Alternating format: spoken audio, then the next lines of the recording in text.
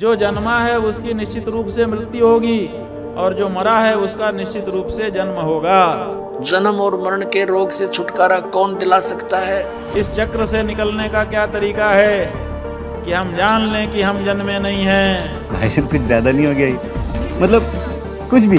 किसी भी संत पंथ जो आज बोलबाला है, जिनके करोड़ों शिष्य, उनके पास भक्ति मार्ग यथार्थ नहीं है, वो गुमराह करेगा। जब हम ये जान लेंगे कि हम जन्मे ही नहीं तो फिर हमारी मृत्यु भी नहीं होगी। तो इसकी भक्ति करने वाला जन्म मरण से कैसे छूट सकता है? ये खुद जन्म मरण कैसे मान लें हमारा जन्म नहीं हुआ है? आज इसी विषय को विस्तार से क्लियर करने के लिए हम आपके बीच कुछ आध्यात्मिक जानकारों के विचार लेकर आए हैं।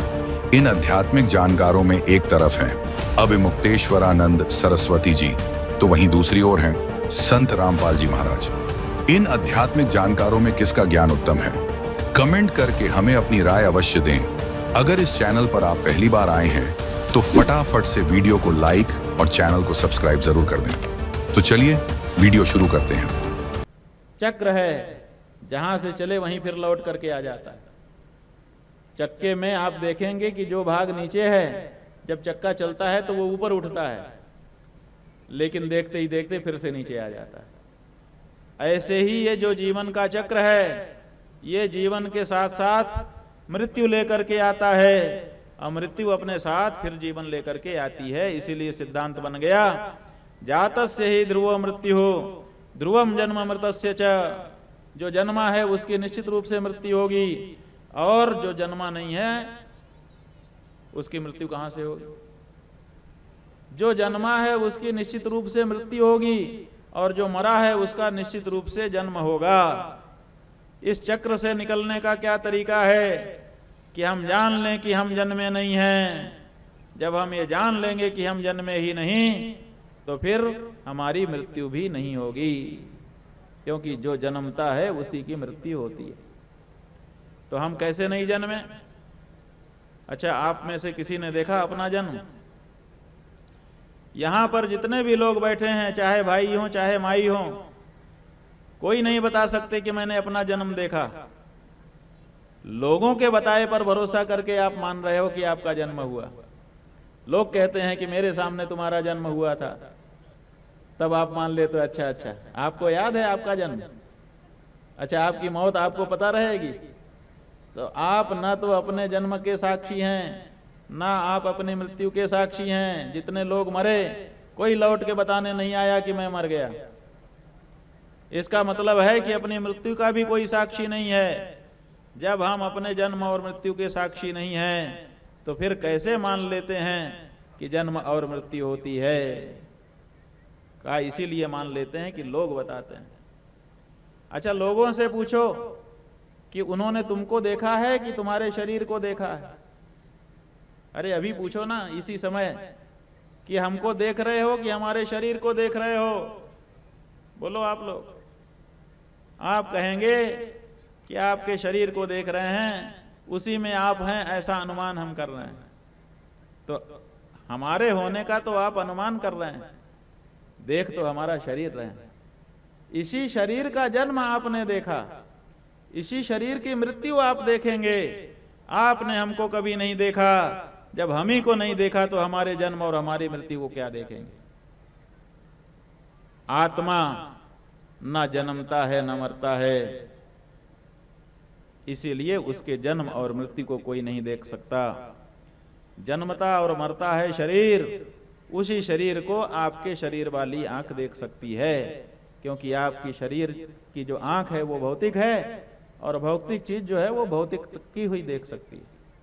जो अभौतिक है उसको देखने के लिए एक अलग तरह की आंख चाहिए, ज्ञान की आंख चाहिए। उस ज्ञान की आंख से जब आप देखना शुरू करेंगे तो आपको पता चल जाएगा कि आत्मा ना तो मरता है और ना तो जन्म लेता है।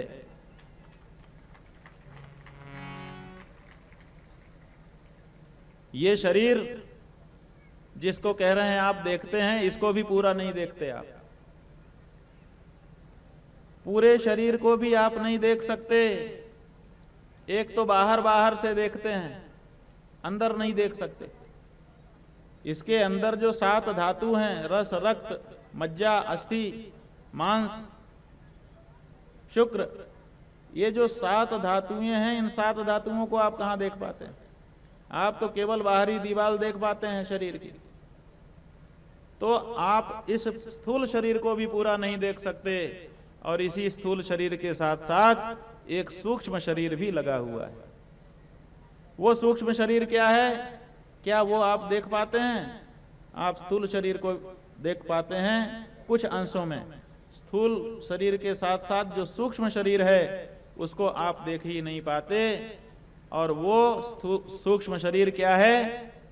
आपके 5 इंद्रियां, आपके 5 प्राण, आपका मन, आपकी बुद्धि, ये जो हैं इनको भी आप देख नहीं पाते, केवल अनुमान करते हैं।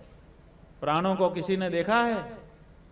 केवल जब शरीर हिलता डुलता रहता है तो कहते हैं अभी प्राण हैं, अनुमान होता है, देख नहीं सकते। जब शरीर एकदम ढीला होकर के शांत हो जाता है तब कहते हैं इसमें प्राण नहीं। कोई पारखी होते हैं तो आके नाड़ी पकड़ते हैं कि थोड़ी भी हलचल है कि नहीं है, कहते हैं अब नाड़ी भी नहीं चल रही है, बिल्कुल अब इस शरीर में प्राण नहीं रहे। तो प्राणों को भी आप देख नहीं पाते, केवल उनका अनुमान कर पाते हैं। तो प्राणों का भी जो प्राण है आत्मा, उसको कैसे देख पाएंगे? केवल उसका अनुमान किया जा सकता है, ज्ञान दृष्टि से ही, सूक्ष्म दृष्टि से ही उसको देखा जा सकता है, वो चर्म चक्षुओं का विषय नहीं है। दोस्तों, अभी आपने सुने अभिमुक्तेश्वरानंद सरस्वती जी महाराज के आध्यात्मिक विचार। आइए अब सुनते हैं संत रामपाल जी महाराज के आध्यात्मिक विचार। तो पुण्यात्माओं, जन्म और मरण के रोग से छुटकारा कौन दिला सकता है? कबीर परमात्मा। और कबीर परमात्मा का रिप्रेजेंटेटिव, यानी उसके द्वारा, उसका कृपा पात्र, उसकी भक्ति साधना बताने वाला संत जो साधना देगा, उस साधना, उस भक्ति के कारण वो परम पिता परमात्मा कबीर साहिब आपकी जन्म और मृत्यु का ये नाश कर देगा। तो न तो ब्रह्मा जी की, ना तो विष्णु जी की साधना से हमारा जन्म मृत्यु नाश हो सकता, जन्म मरण, क्योंकि ये स्वयं नाशवान है। ना शंकर भगवान की भक्ति से, ना दुर्गा की भक्ति से, ना ब्रह्म की भक्ति से। गीता ज्ञानदाता ये ब्रह्म है, श्री कृष्ण में प्रवेश करके बोलता है। ये खुद कहता है दूसरे अध्याय के 12वें श्लोक में, चौथे अध्याय के 5 और 9 श्लोक में गीता जी में, अध्याय नंबर 10 के श्लोक नंबर 2 में गीता जी। ये गीता ज्ञानदाता कहता है अर्जुन, तेरे और मेरे बहुत जन्म हो चुके, तू नहीं जानता, मैं जानता हूँ। तो इसकी भक्ति करने वाला जन्म मरण से कैसे छूट सकता है? ये खुद जन्म मरण में गीता जी अध्याय नंबर 15 के श्लोक नंबर 16 और 17 में स्पष्ट किया है कि 2 पुरुष हैं, सर पुरुष और अक्षर पुरुष। अक्षर पुरुष ये 7 संघ ब्रह्मांड का स्वामी है, और परम अक्षर पुरुष जो 17वें श्लोक में कहा 15वें अध्याय के कि उत्तम पुरुष है तो अन्य, और 8वें अध्याय के 3रे श्लोक में कहा कि वो परम अक्षर ब्रह्म है, गीता ज्ञानदाता कहता है। तो उसकी भक्ति से जन्म और मरण का रोग नाश होगा। वो असंख्य ब्रह्मांड का स्वामी है, सबका मालिक है। वो सरपुरुष पर भी प्रभु है और अक्षर पुरुष पर भी वही मालिक है, और अनंत उसके अतिरिक्त जितने भी ब्रह्मांड हैं सबका वो ओवरऑल कंट्रोलर है। तो वो अविनाशी है। तो अविनाशी की भक्ति करने से ये अविनाशी हो सकते हैं, क्योंकि उसके लोक में जाएंगे, जहाँ जिसकी भक्ति करेंगे उसी को प्राप्त होंगे। तो वहाँ जाकर के जन्म मरण मिटेगा। जन्म मरण किससे मिटेगा? जो उस परमात्मा कबीर साहब का रिप्रेजेंटेटिव होगा, उसका संत होगा, उसके द्वारा भेजा हुआ। जैसे विष्णु जी के कोई उपासक संत से भक्ति लेता है गुरु से, तो वो तो वहीं की टिकट बना होगा, विष्णु के लोकता ही की। और जो ब्रह्म की साधना करने वाला कोई गुरु है ब्रह्म, तो वो उससे कोई नाम लेगा तो ब्रह्म तक की ही टिकट बना होगा, वो अरियुदास बना होगा सतलोक की सिद्धि।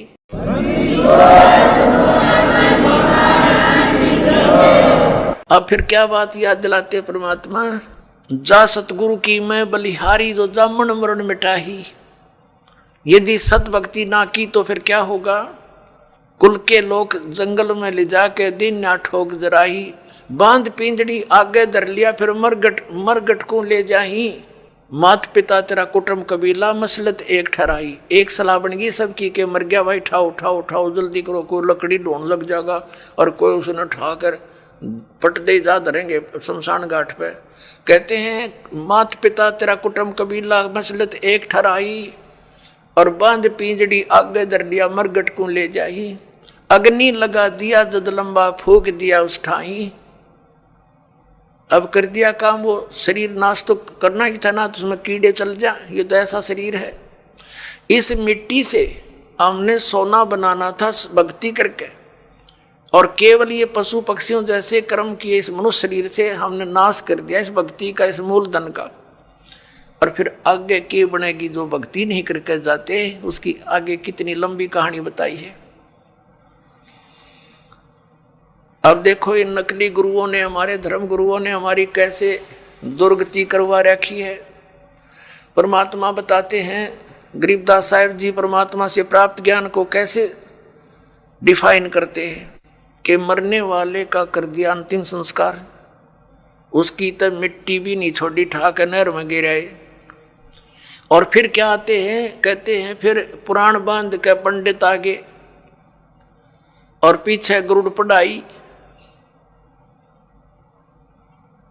पुण्यात्माओं, परमात्मा हमें याद दिलाते हैं कि मृत्यु के उपरांत जो गरुड़ पुराण का पाठ किया जाता है उसका फायदा लाभ क्या होगा।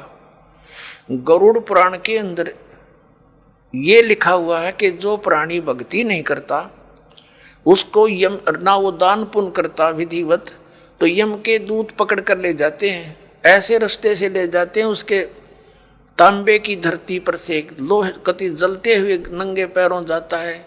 वहीं पर भंडारे चल रहे होते हैं, अन्य जो पुण्यकर्मी प्राणी तो खाना खा रहे होते हैं और उसको प्यास और भूख सताती है।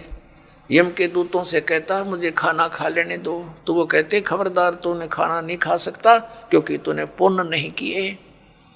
वो रोता है, बुरी तरह बिलखता है, बुरा हाल कर ले जाता है। फिर वो कहते हैं एक बार ले चल धर्मराज के पास, और क्या आदेश होता तेरी फिर सेहत बनावेंगे, तो फिर गढ़ेंगे। उसका कलेजा फटने को हो जाता है।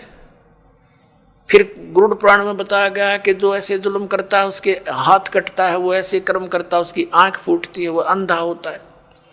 परमात्मा कहते हैं मरने वाला मर गया, उसने जो करना था वो कर लिया। अब वो गरुड़ पुराण मरे पाछे के काम आओगा, उसका जिंदे जी पढ़ाना था ताकि उसको डर लगता, भगवान से भक्ति करता, परमात्मा इन दुखों को याद करके बुराइयों से बचा रहता। अब वो कर्म फोड़ कर चला गया, ईब गरुड़ पुराण का पाठ करा, इनकी सारी उल्टी रीति। अब परमात्मा क्या बताते हैं कि पुराण उठा, फिर पंडित आगे, गुरुजी आगे और पीछे गरुड़ पढ़ाई। नर से तीतू पशुआ की जय गद्दा बैल बनाई, ये 56 भोग कहाँ मन बोरे की तो कुरुड़ी चरने जाई। ओए पुण्यात्माओं, इस काल ने हमारी बुद्धि इतनी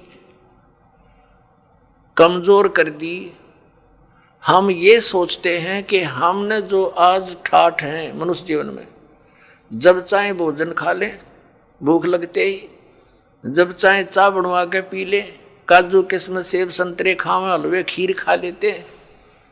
परमात्मा कहते हैं अगर इतनी सुविधा भगवान ने दी है जिसका कुछ काम भी नहीं आ रहा है, यदि आपने सत भक्ति नहीं की, गुरु धारण किया नहीं, तो फिर क्या होगा। नर से तीतू पशुआ की जय गद्दा बैल बनाई, ये 56 भोग कहा मन बोरे की त कुरडी चरने जाई। ओए होए पुण्यात्मा, हमारा जो हृदय इतना कट्टर हो गया, इतना ज्ञानहीन हो गया हमारा हृदय में कि हम ये सुनकर भी यकीन नहीं होता सचमुच हमारी दुर्गति हो जाएगी। और यह सबसे बड़ी भूल जीव का लगी हुई है। ठीक है, स्वयं बुद्धि काम ना करती तो संतों के वचन सुनने चाहिए। अब कई जैसे हम अपने रिश्तेदारों को या कोई मित्र प्यारे से कहा करते भाई राम नाम ले लो, भक्ति कर लो, हैं गधा बनोगे, कुत्ता बनोगे, वीरान माटी होगी, हैं तो वो क्या कहा करते, किसने देखा है देखी जाएगी। ले कोई बात हुई है। अब मरे पाछे के अर्गद अपने पाछे के देखी जाएगी, फिर तो कुमार देखेगा, डायमंड का बोरा कड़पा मारेगा लठ।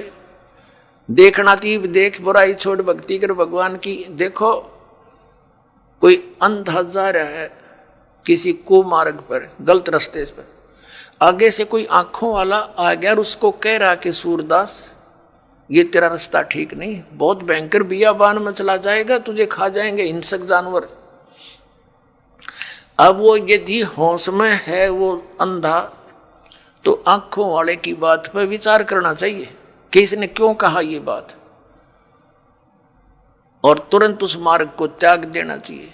और देवसान दिन पी रखी है भांग, तो वो ये कह सकता कि देखी जाएगी किसने देखा है। अरे आंखों वाला बता रहा है कि उसने देखा, तभी तो वो तुझे सतर्क कर रहा है, और तेरा दुश्मन थोड़ा ही है। अंधे ने दिखा नहीं, आँखें वाले की माना नहीं, तो मर कुएं में पड़ गए।